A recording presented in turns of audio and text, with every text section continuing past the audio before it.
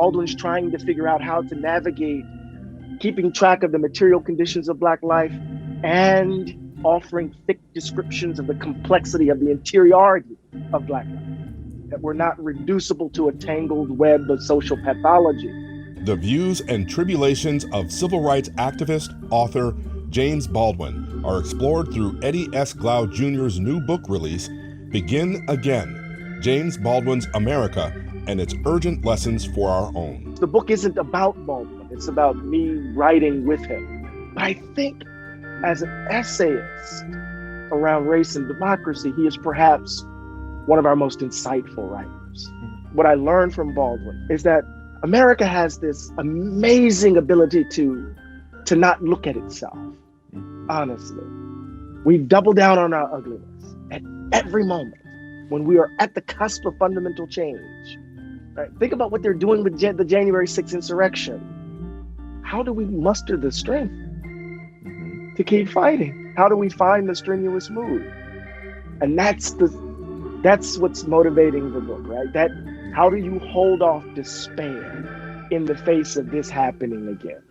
A riveting conversation between two American university scholars, Dr. Gerald Early, the Merle Kling Professor of Modern Letters and Chair of the African American Studies Department at Washington University in St. Louis, with author Eddie S. Glaude Jr., the James S. McDonnell Distinguished University Professor and Chair of the Department of African American Studies at Princeton. Glaude is also a columnist for Time Magazine, an MSNBC contributor, and appears regularly on Meet the Press. Both national scholars join us now on First Person One-on-One.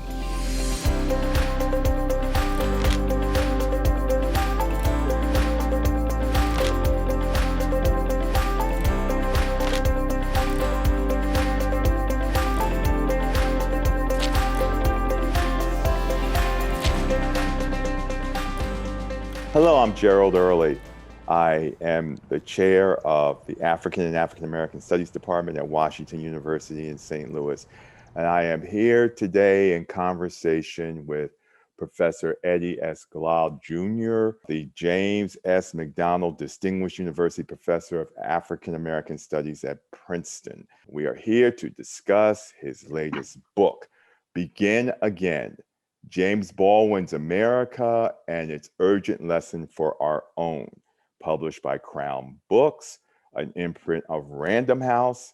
And my understanding is that there will be autographed signed copies of the book available at Left Bank Books here in St. Louis. Welcome, Professor Glaude. It is my pleasure and honor to talk with you. Great to see you. Great to see you. So we don't have a lot of time, so let's get into it. Let's start with talking about Baldwin himself. We know that he was born in Harlem in 1924. His stepfather was a Pentecostal minister for a time when he was a teenager. He was a Pentecostal minister. After high school, he began to write. He eventually won a fellowship and went to Paris, where he completed his first novel, Go Tell It on the Mountain. I wonder if you could take up the story from there and explain how it was that he eventually morphed into becoming this significant voice for the civil rights movement. You know, I think leaving the United States in 1948 to go to Paris was very important. Not only did it provide Baldwin the space to finish Go Tell It on the Mountain, it gave him the setting to imagine himself, right, as a writer, as an artist, apart from the limitations imposed upon him by US racial assumptions and from the material reality of growing up poor in Harlem, right? Remember, he's not in Sugar Hill. Baldwin grew up in the hood. So there's this class distinction that we need to keep track of as we think about the distinctive nature of his voice. And not only, I think, that Baldwin, while he was trying to hone his art, while he was trying to figure out this sense of himself as a Black gay man, you know, the civil rights movement is popping off in the United States. You have Little Rock, you have Brown v. Board, you have all of this activity that's showing up. And Baldwin himself is seeing this because the distance from the US allows him the space to say something about the country without having to endure its, you know, daily cuts and bruises. And so Baldwin declares that he has to come back to the United States after seeing the image of of Dorothy Cotton in North Carolina, right? And he says that image spurred him to come back. We know that's not quite true, but the idea is that he had to join the movement, but he joined the movement as an artist, as a witness, right? To tell the story of the suffering, to tell the story of America. Baldwin is the inheritor of Emerson. He takes Emerson and Ralph Waldo Emerson, that is, he brings him across the tracks.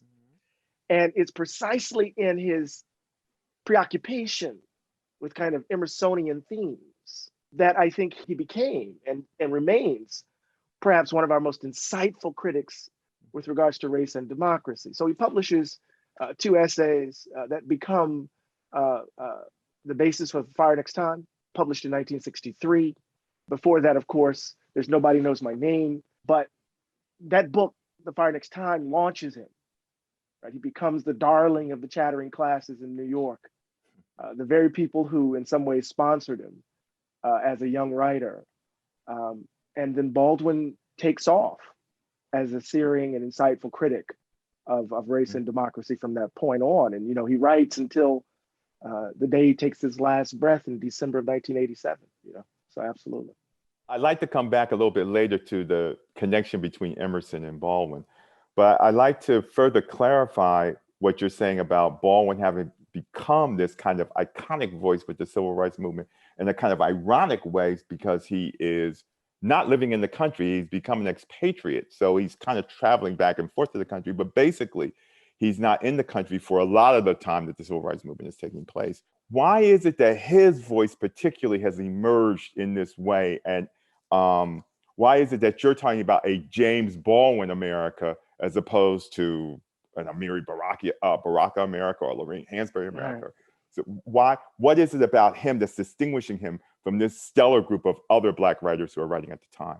Well, for me, it's a matter of my own taste, in the sense that Baldwin as a writer for me, right, was able to bridge in interesting sorts of ways kind of generational divides, right? So there's a sense in which the traditional kind of reading of Baldwin as early, late, the Baldwin of Notes of a Native Son, as opposed to the Baldwin of No Name in the Street or The Devil Finds Work. There's a sense in which Baldwin's own attempt to make sense of the Black Power movement, to write within the context of Reaganism, right, for me, situates him as this insightful critic who writes through the height of the civil rights movement. Baldwin's trying to figure out how to navigate keeping track of the material conditions of Black life and offering thick descriptions of the complexity of the interiority of Black life, that we're not reducible to a tangled web of social pathology, that we have to give light to the extraordinary joys and sadness, triumphs and failures of Black life. We're complex human beings. So how do we keep track of both at the same time? So I think for me as a writer, particularly in his nonfiction writing, his ability to see not only his time, but to see beyond it, and to, in some ways, to be ahead of it, makes him particularly relevant for me in our moment, right? As all of these young queer Black activists who were leading Black Lives Matter, they were reaching for Jimmy, right? In this moment where you would see, a Quick Mart burning in Ferguson, and suddenly a poster of Jimmy would show up, or in Baltimore, a quotation from Jimmy would show up, or on Twitter, like people are reaching for him. And the question is why? I think because Baldwin was queering Black politics then, right, disrupting a certain set of assumptions then, and he continues to disrupt them now in interesting sorts of ways.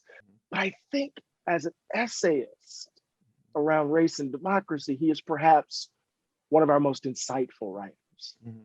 And that's why I think he lingers and is so impactful and continues to be referenced in this moment, I think.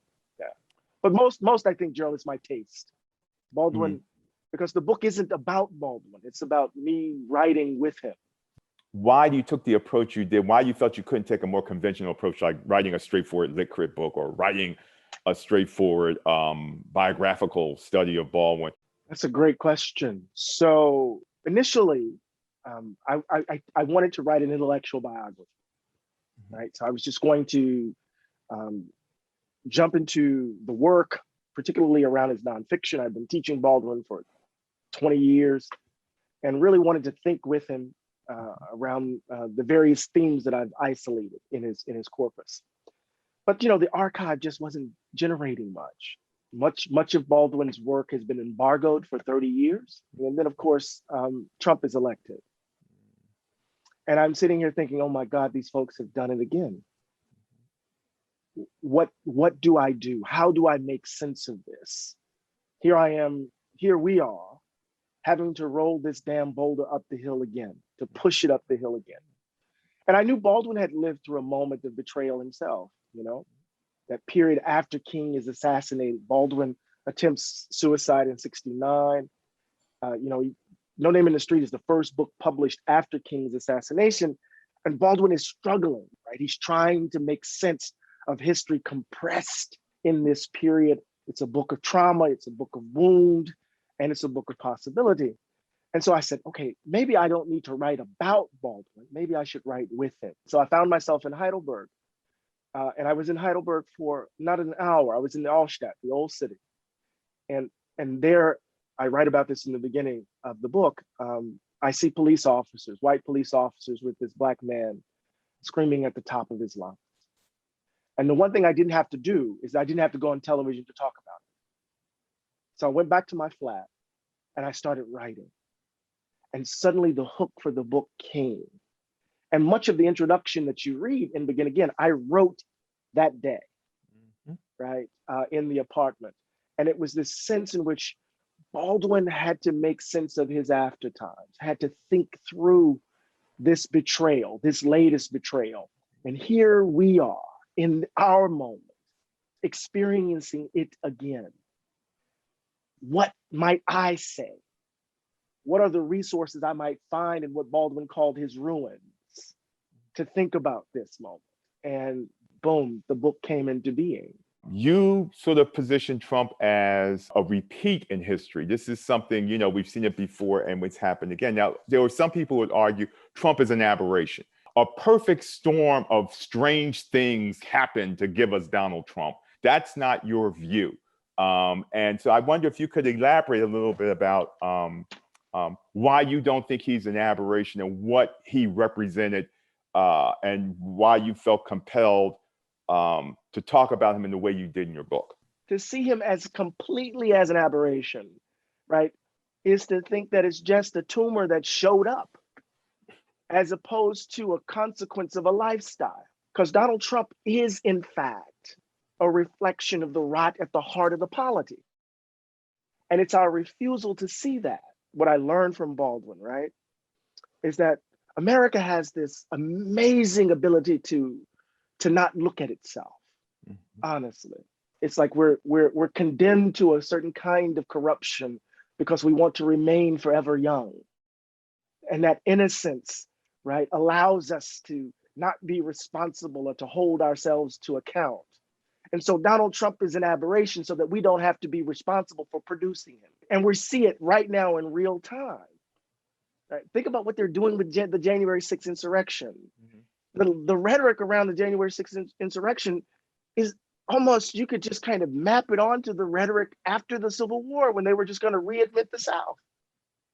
And what happened, so part of what I try to do in the book is to say, at every moment when the country has the opportunity to imagine itself otherwise, the umbilical cord of white supremacy is wrapped around the baby, the newborn's neck, choking the life out of it. We double down on our ugliness at every moment when we are at the cusp of fundamental change. How do we muster the strength to keep fighting? How do we find the strenuous mood? And that's what's motivating the book, right? How do you hold off despair in the face of this happening again?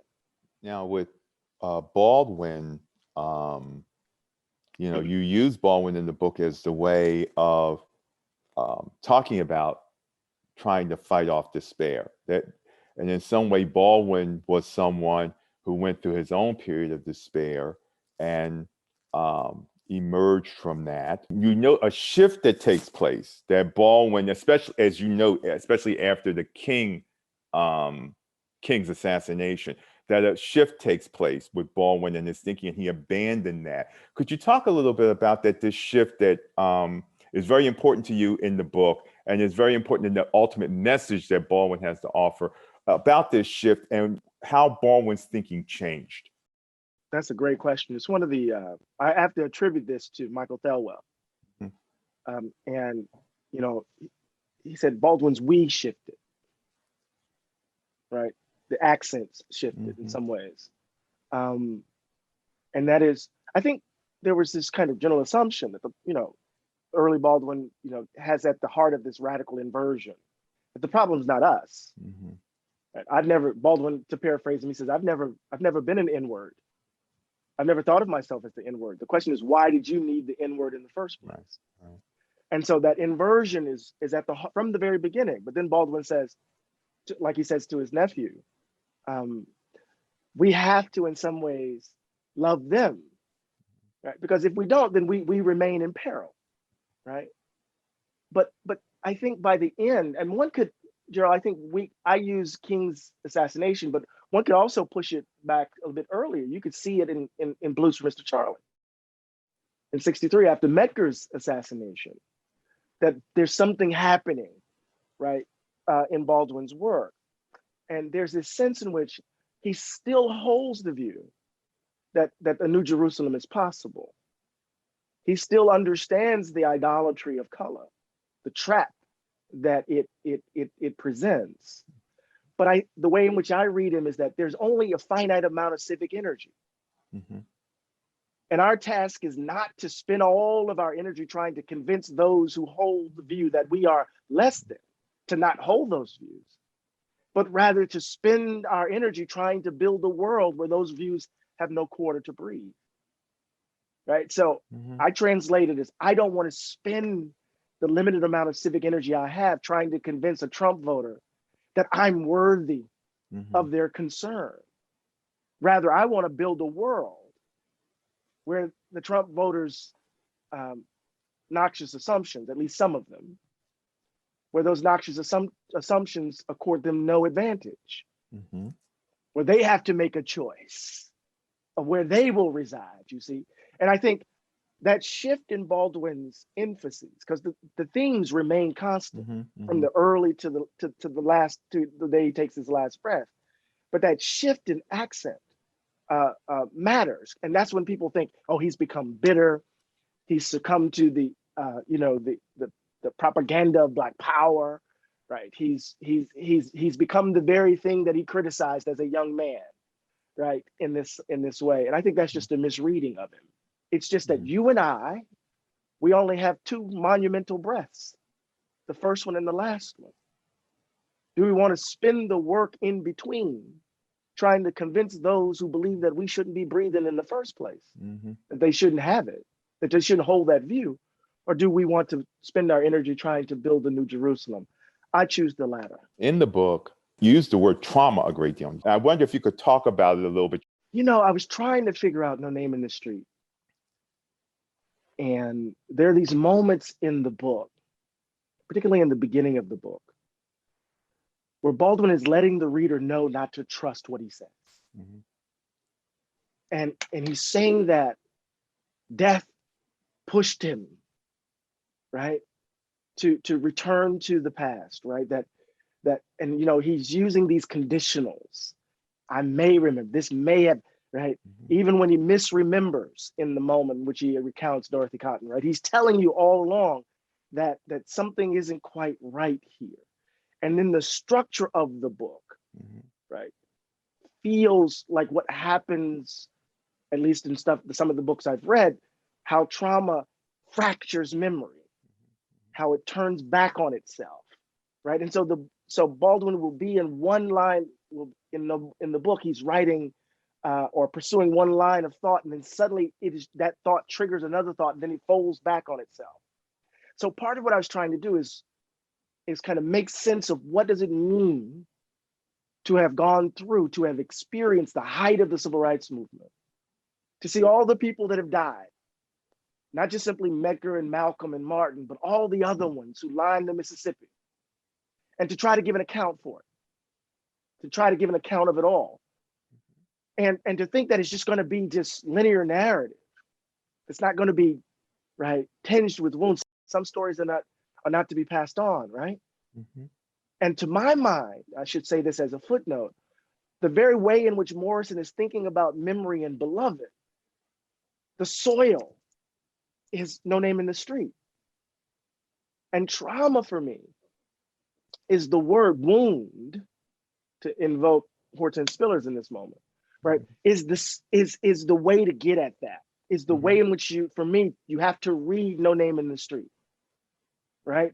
I remember interviewing Angela Davis about the book, and and she told me, Gerald, she said, if it wasn't for Jimmy's letter, I don't know what they would have done to me. I wouldn't be here. And she says, in so many ways, he was out there all by himself. And she says, in some ways, Eddie, No Name in the Street may very well be the first book in carceral studies, given how he responds to the Safe Streets Act in 1968, and what the work he's doing with Tony Maynard, which everyone reads as this gross tangent, as opposed to a part of this commentary that he's doing. So trauma for me became the way for me to manage form, or to account for what I take Baldwin to be doing formally in the book, which is very different than Fire Next Time, which is why I think as a piece of his, that's why I think No Name in the Street is perhaps the most important of his nonfiction books. Yeah, one of the things I found very valuable about your book is that it made me think about No Name in the Street, which I must frankly admit was a book I'd read by Baldwin sometime and hadn't thought about very much. And in fact kind of dismissed it as, oh, this seems like, a little lesser Baldwin or something like that. So I'm really very grateful that your book has helped me to approach that again, think about it again, and in a way that I had, not thought about it very deeply before. I mean, I think that one of the things that's valuable about your book is that it gives us a chance to think about Baldwin and declension, Baldwin and his supposed in a different way, because I thought your book was very valuable in that the standard thing is, well, Baldwin was really good up until a certain point, and then when the civil rights movement went bad, with the Black Power, then Baldwin went off the rails and he went bad too. Right. And so I thought your book was very valuable in problematizing, challenging that interpretive line, that standard interpretive line with Baldwin. Yeah, I mean, in the 1980s, even as cancer is ravaging his throat, his body in some ways, Baldwin, he said sometimes in the interview with Quincy Troop, he said, sometimes I felt like a broken motor, saying the same thing over and over and over again. Or he said, you can only go to Texas so many times, as he put it. But, this is the age of Cosby. The ascendance of the Black middle class. These folks don't want to hear Baldwin's message at this point. One of the quotes Baldwin quotes that you use in the book is, in this long battle, a battle by no means finished, the white man's motive was the protection of his identity. The Black man was motivated by the need to establish an identity. And in Notes of a Native Son, identity is shot through the book. I mean, he uses the word all the time in the book. And I think he's one of the first Black writers to use that word so much in the book. The concept of identity as a major factor in the thinking of Black people and so forth, and how Black people have adopted this word identity that's become so crucial in their self-understanding. Yeah, that quotation, I believe, comes from his talk at Kalamazoo, which is just a fascinating account. And let me link it back to the earlier conversation, or the comment about Emerson, because this is really key. Because Baldwin is engaged personally in this extraordinary act of self-creation, right? To will himself into becoming the kind of writer that he aspires to be. And so this quest for identity is always in some ways bound up, right, with the space within which the quest is taking place. And what that means is that the idea of the self in the context of the US is always, at least for those of us on the certain side of the tracks, right, impacted, limited, right, constrained by a certain valuation of who we are. And so Emerson's idea of self-creation, Emerson's idea of self-trust, the idea of acknowledging a self and leaving it behind and reaching for a higher self. Well, this life ain't been no crystal stair, bruh. So what does it mean to think about perfectionism, right, in this context? So identity talk becomes key because it begins to isolate the very conditions under which you and I reach for a sense of individuality. So that wonderful line in the introduction of Nobody Knows My Name, right? He says, in America, the color of my skin had stood between myself and me. There it is. In Europe, that barrier was down. Nothing is more desirable than to be released from an affliction, but nothing is more frightening than to be divested of a crutch. It turned out that the question of who I was, identity, the question of who I was not solved because I had removed myself from the social forces which menaced me.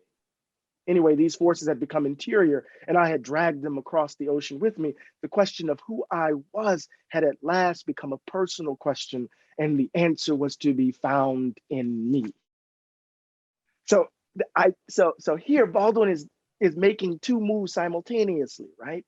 What are those forces that stand in the way of the kind of reflection necessary for self-creation? And what is required of you and me, the courage and maturation necessary to confront our fears so that we can become who we aspire to be? And so this question of identity is so, as he puts it in Uses of the Blues, the moment we step outside of the orbit of their expectations of us, we're talking revolution.